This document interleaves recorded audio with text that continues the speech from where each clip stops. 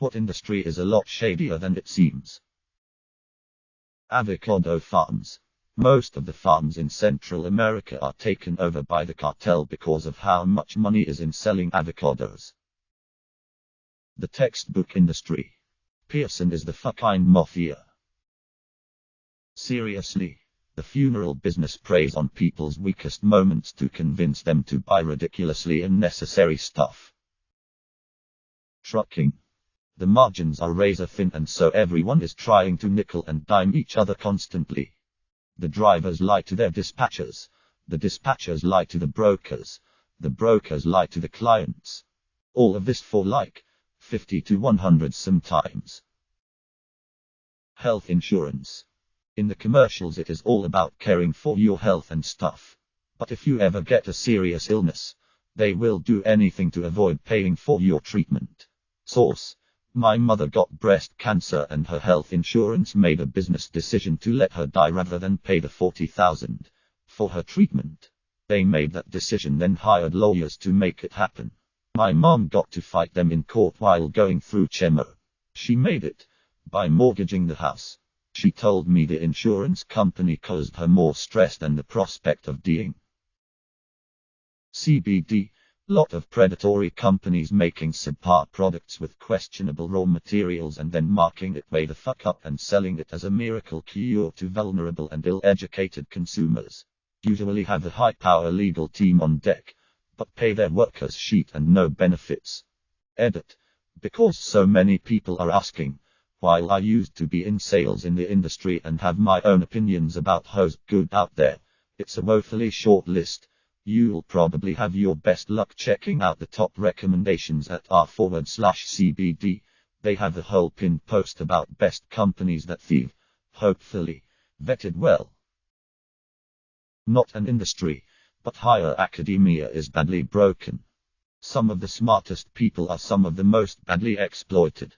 Old tenured professors limit the number of faculty many departments can have, forcing people to work as postdocs forever, effectively doing all the work the prof should be doing in the first place. Mean pay and long hours, plus constant pressure makes postdocs some of the most depressed people. The grad students are no better either. A lot of the times grad students don't complain about ill treatment, harassment and outright bullying, as they don't want to jeopardize their prospects of graduating. If you're a foreigner, this situation becomes even worse, whether you're a grad student or a postdoctoral researcher. More people died last year over vanilla in Madagascar than cocaine in South America. They've even coined the term, vanilla murder.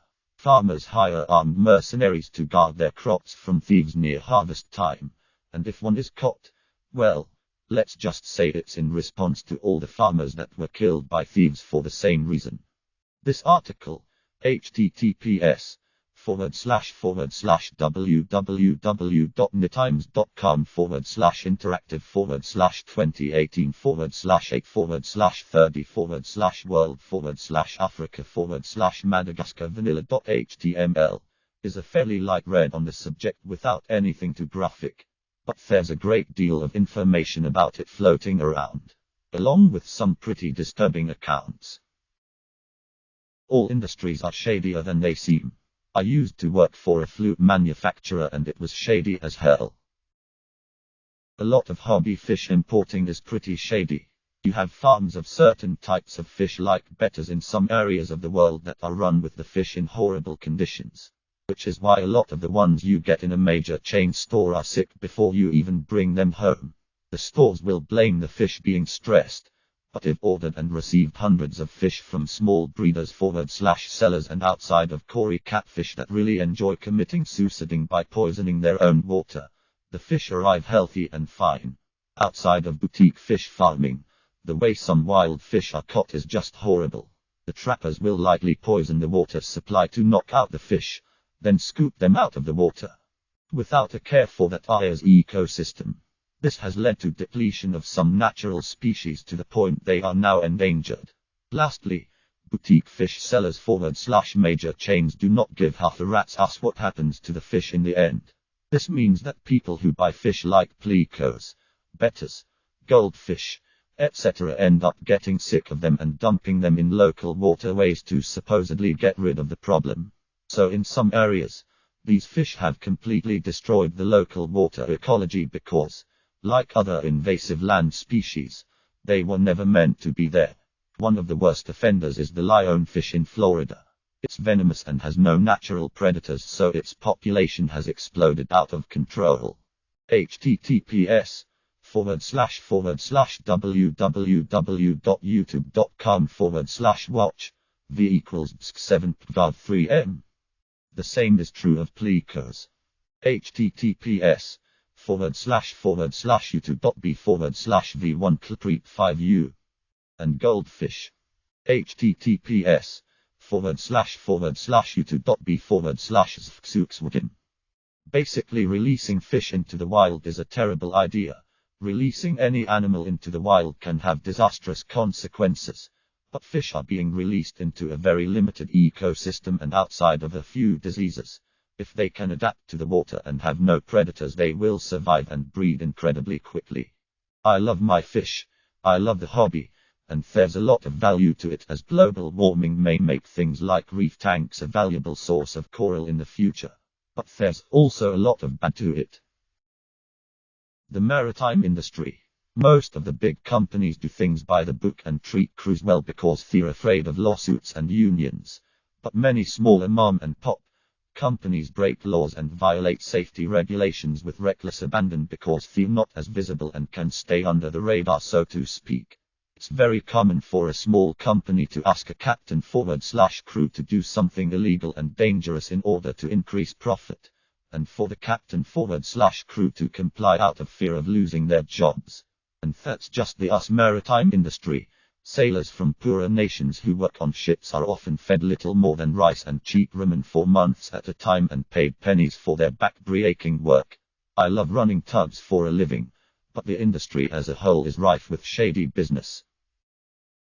Doesn't the beauty industry have a problem with child labor? I remember watching a thing where a journalist goes to India to see the mines where children mine some sort of mineral to make bronzer. Edit. The mineral is mica, and someone pointed out the video where I remembered this from. Link. https://www.youtube.com/watch v=h9c and feature =youtube.b. Dietary supplements. It's gotten better, but there's still a lot of half-truths and whole lies. Not all that long ago it was seriously like the wild, wild west. As a chef/owner, I would say delivery services like Grubhub. They take 30% of the sale, leaving the restaurant with basically $0 in profit. And their customer support is a joke. It's like they hate us. Fuck them. Never again. Domain names. There's so much shady stuff that goes on when it comes to domain names. Cyber squatting, sketchy registrars, domain hijacking, scams, predatory pricing, etc. Then there's the whole ICANN/or fiasco that's been in the news recently. Pet industry. Basement puppy mills and dogs that are so inbred they can hardly breathe. There are plenty of ethical breeders out there, and some unlicensed breeders are ethical even if in a legal gray zone. But the conditions of some of the so-called puppy mills can be really bad.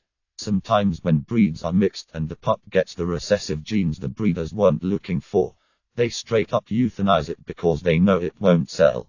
Not to mention how many purebreds are actually not pure at all, and sold as is. Shady. Jewelry/gems/diamonds is pretty dark. Advertising. We don't really give a fuck if it works. We already got your money. Sunglass industry. This will probably get buried, but glitter. The manager of one of the biggest glitter manufacturers, Glitterx, said in a 2018 interview that most of the glitter they make goes to one buyer for a single industrial use. When asked who the buyer was and why they need so much glitter, she said, "Oh, I definitely can't disclose that." When asked why, she said because they don't want anybody to know it's glitter. Ever since this interview, people have been trying to guess what company or industry secretly uses most of the world's glitter and why they want to keep that use under wraps. A link to the interview. https://slate.com/business/12/industrialglittermystery.html. The non-profit world. Unfortunately, most people at the top are in it to make a name for themselves and don't usually care about the mission of the organization. Mattress industry. Specifically, mattress firm. Hear me out. K-pop. Recruitment industry. Some examples. Minus fake jobs to lure candidates for registration. KPIS. Minus trainee negotiation tactics of telling a candidate there is a better candidate who wants less, so we recommend less for you to get the job, especially for contractors. Minus coveting off. Pitching and telling a candidate they have been sent to a line manager but in reality they haven't been submitted because two others from same recruiter have already been in interviews. If they fail you may get a chance. Minus lot of coded ways to put on a database info on your age, non-professional related appearance, and ethnicity. Minus ageism, sexism, racism is rampant in hiring. Minus a lot more dodgy stuff behind the scenes. Source. Was involved with the industry on a global level for over 15 years before I changed careers. Eyeglasses. You have no idea the snow job they put most people through when it comes to buying them. It's far worse than trying to buy a new car from a dealership. Wholesale frames are about $5 to $20. Wholesale lens blanks are another $10.